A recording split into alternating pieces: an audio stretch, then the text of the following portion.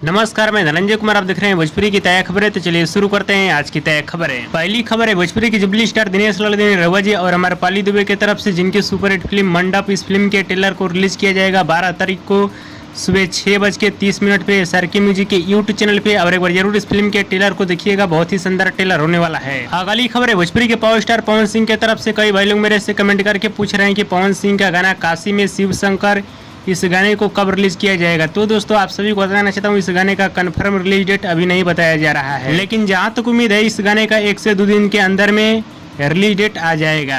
अगली खबर है भोजपुरी के दबंग स्टार खेसारी लाल यादव जी की तरफ से। मीडिया रिपोर्ट के मुताबिक बताया जा रहा है कि भोजपुरी के दबंग स्टार खेसारी लाल यादव जी की एक बहुत ही जबरदस्त और शानदार फिल्म का शूटिंग इसी महीने स्टार्ट किया जाएगा और बहुत जल्द खेसारी लाल यादव जी के इस नई फिल्म का नाम भी खुलासा किया जाएगा। अगली खबर है भोजपुरी के rock star singer Ritesh Pandey की तरफ से, जिनका एक बहुत ही जबरदस्त और शानदार बोलबम गाना आने वाला है। गाने का नाम है शिव शंकर दानी। इस गाने को रिलीज किया जाएगा आज सुबह 6 बजे वर्ल्ड वाइड रिकॉर्ड भोजपुरी के यूट्यूब चैनल पे।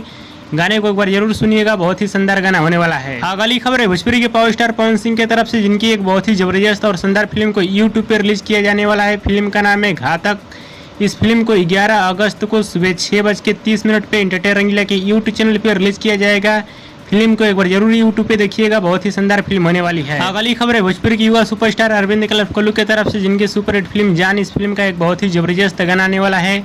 गाने का नाम है जब दिख रहा है। तो आज इस गाने को रिलीज किया जाएगा DRJ रिकॉर्ड भोजपुरी के यूट्यूब चैनल से। गाने को एक बार जरूर सुनिएगा, बहुत ही शानदार गाना होने वाला है। अगली खबर है भोजपुरी के गायक और नायक दीपक दिलदार की तरफ से, जिनकी एक बहुत ही जबरदस्त और शानदार फिल्म को बहुत जल्द टीवी पे चलाया जाएगा, यानी इसी महीने इस फिल्म को टीवी पे चलाया जाएगा। फिल्म का नाम है ड्रामेबाज धमाल और बहुत जल्द आप सभी को डेट भी बताने वाला हूँ, कब और कितने बजे इस फिल्म को चलाया जाएगा भोजपुरी सिनेमा टीवी पे। और दोस्तों आप लोग की अच्छी खबर कैसी लगी नीचे कमेंट बॉक्स में जरूर बताइएगा। वीडियो पसंद आया तो ज्यादा लाइक करें, कमेंट करें, शेयर करें, सब्सक्राइब करें। धन्यवाद दोस्तों।